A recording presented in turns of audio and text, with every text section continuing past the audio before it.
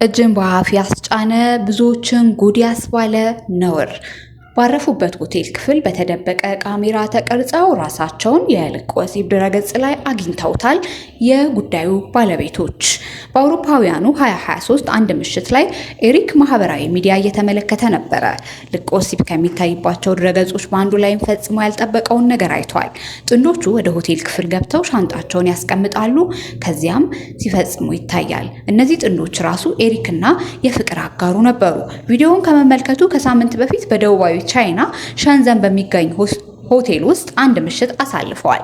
ክፍል ውስጥ ብቻቸውን እንደሆኑ ነበረ ያመኑት። ነገር ግን በድብቅ ካሜራ ሲቀረጹ ነበር።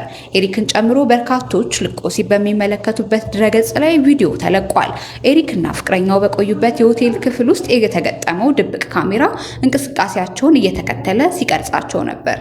ታዲያ የዚህ ድብቅ ካሜራ ሰለባ ኤሪክ ለዚህ ጽሑፍ ሲባል ስሙ ተለውጧል እና ፍቅረኛው ብቻ አይደሉም። በድብቅ ካሜራ የተቀረጸ ልቅ የወሲብ ቪዲዮ በቻይና ቢያንስ ለአስርታት ሲሰራጭ ቆይቷል።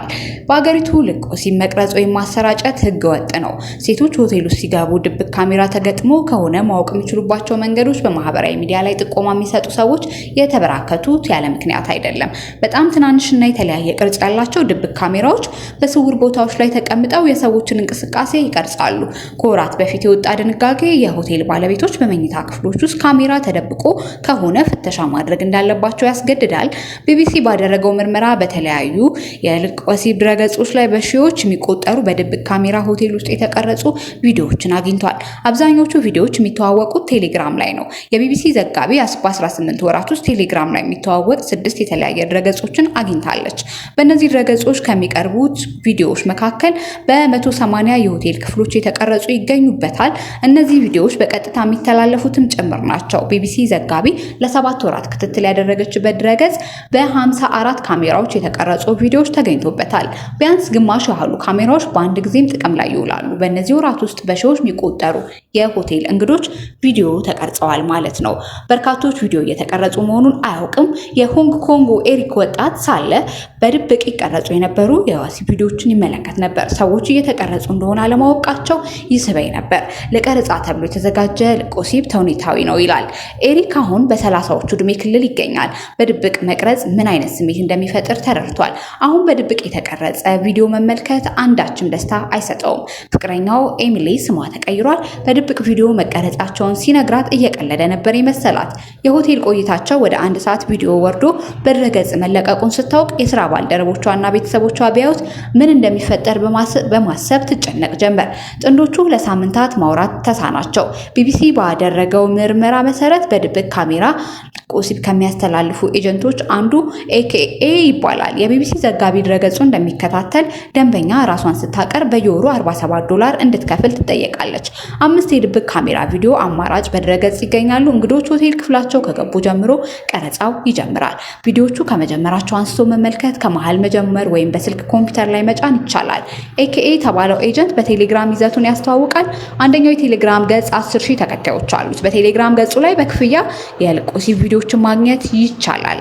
እንደ አውሮፓውያኑ ከ2017 ጀምሮ የተለቀቁ ከ6,000 በላይ ቪዲዮዎች ይገኛሉ። በቴሌግራም ገጹ ላይ የሚታዩ ጥንዶች ተክለሰውነት ክህሎትን በተመለከተ የሚነጋገሩ ሰዎች ይታያሉ። ሴቶች ጸያፊና አዋራጅ በሆነ መንገድ እያሉ የሚሳደቡም አሉ። ጥንዶቹ መብራት ሲያጠፉ የሚቆጡ ተመልካቾችን በቴሌግራም ገጹ ላይ ይገኛሉ። በሺዎች የሚቆጠሩ በድብቅ ካሜራ ሆቴል ውስጥ የተቀረጹ ቪዲዮዎችንም አግኝቷል።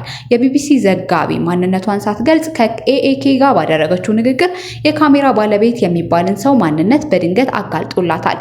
ወንድማችንን ብራዘር ቻን የተባለ ሰው ማንነት ያጋለጠበትን የጽሁፍ መልእክት ወዲያውኑ አጥፍቷል። ብራዘር ቻን የተባለው ግለሰብ ግን እንደ ኤኬኤ ኤጀንት እንደሆነና ከሱ በላይ ካሉ ቀጣሪዎች እንደሚሰራ ከመግለጽ የዘለለ መረጃ አልሰጠም። ኤኬኤ ከሚያዝያ ወዲህ ባሉት ወራት ብቻ ቢያንስ $22,000 እንዳገኘ ይገመታል።